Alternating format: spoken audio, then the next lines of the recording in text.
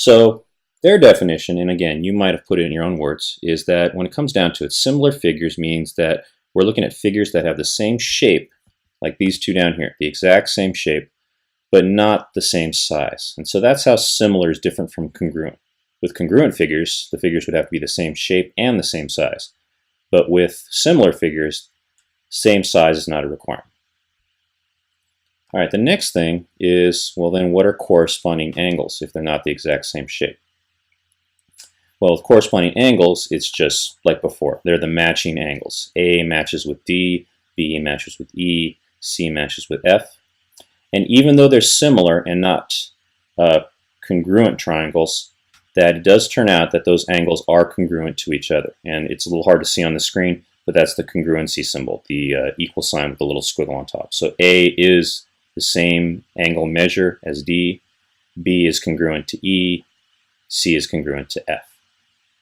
Now what has changed though, since the sizes don't have to be the same, that with corresponding sides, well, corresponding sides still means matching sides, so side AB here would match with side DE, and so on and so forth. But with similar figures, they're not the same, but we do get equal ratios, that if we match up the sides and form ratios out of them, like AB and DE, that ratio is equal to AC over DF. And here's what I mean.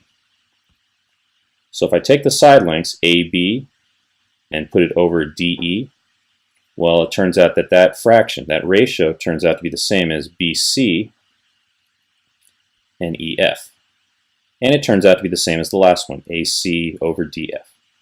And in fact, this is what we call the scale factor. It's telling us how much bigger or larger that this shape is compared to the original.